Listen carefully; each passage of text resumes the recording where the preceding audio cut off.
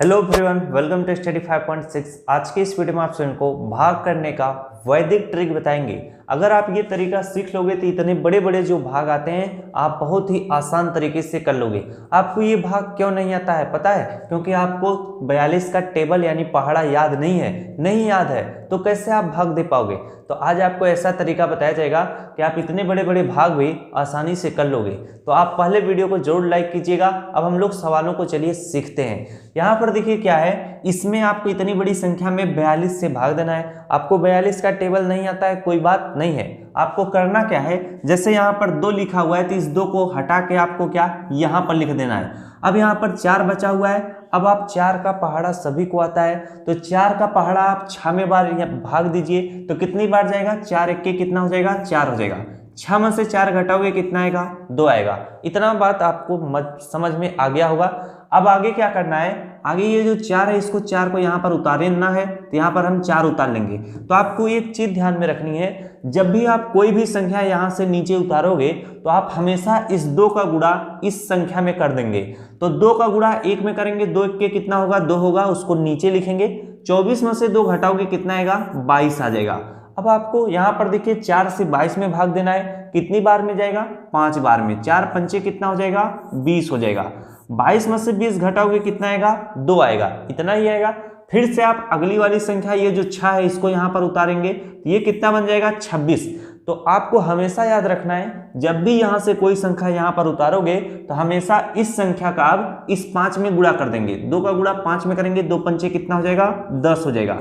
और 26 में से 10 घटा लोगे कितना आ जाएगा आपका? यहाँ पर 16 आ जाएगा। कितना आ जाएगा? 16 आ जाएगा।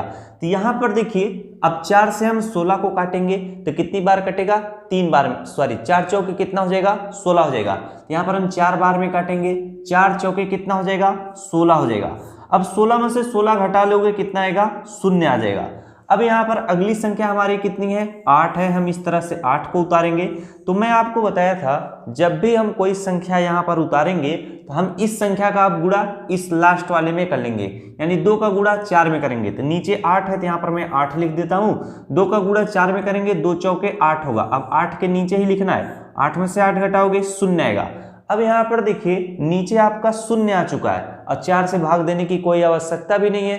तो आपका भागफल कितना निकल कर आया है पता है? 154। यानी अगर हम 42 गुणे 154 कर देंगे तो हमारा कितना निकल कर आएगा? 6468 आ जाएगा। क्योंकि हमें पता है कि भाज्य बराबर क्या होता है? भाज्य बराबर होता है भाजक गुणे भागफल। क्या? भागफल।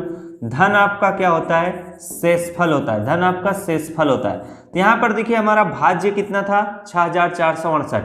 भाजक हमारा कितना था? 42 था। भागफल हमारा 154 था। शेषफल हमारा 0 आया था। तो अगर आप इसमें 0 जोड़ते तो कोई फर्क नहीं होता, इसीलिए डायरेक्ट मैंने गुणा कर दिया। तो आपका आंसर क्या है? बिल्कुल सही है। आप इतने बड़े सवालों को इतने इजी तरीके से आप कर लिए, यही बहुत बड़ी बात है। अब जिनको एक बार में न समझ में आया हो, एक सवाल और बताता हूँ, उसे समझिएगा। जैसे यहाँ पर देखिए 86 का भाग देना है इतनी बड़ी संख्या में। 86 का टेबल आता है, यानी 86 का पहाड़ा तो किसी को नहीं आता है, तो यहाँ पर हमें भी नहीं आता है। तो अब हम इस सवाल को कैसे सॉल्व करेंगे? मैं आपको क्या बताया था, इस 6 को खत्म करके यहाँ पर 6 लिखना है। अब यहाँ पे 8 है, यहाँ पे 4 है, भाग नहीं जाएगा तो हम एक संख्या और देख लेते हैं, यानी 44 हो जाएगा। तो अब हम 8 से 44 में भाग देंगे तो 8 पंचे कितना होता है? 40 होता है। तो 44 में से 40 घटाएंगे कितना आएगा? 4 आएगा। अगली संख्या हम 9 उतारेंगे, तो यहाँ पर 9 उतार लीजिएगा। आपको बताया गया है कि जब भी यहाँ पर कोई संख्या उतरेगी तो इस 6 का गुणा 5 में करेंगे। 6 पंचे कितना हो जाएगा? 30 हो जाएगा। अब 49 में से हम 30 को घटाएंगे कितना आएगा? 9, और 4 में से 3 गया 1, यानी 19 आ चुका है। तो 8 से हम 19 में भाग देंगे, कितना बार जाएगा? 2 बार। 8 दूना आपका कितना हो जाएगा? 16 हो जाएगा। 19 में से 16 घटाओगे कितना आएगा? 3 आएगा।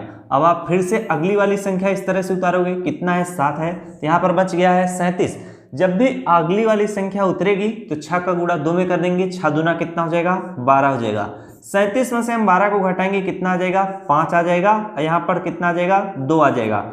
अब यहाँ पर देखिए 8 से 25 को काटेंगे कितनी बार में? 8 दूना 16, 8 त्रिक कितना हो जाएगा? 8 त्रिक 24 हो जाएगा।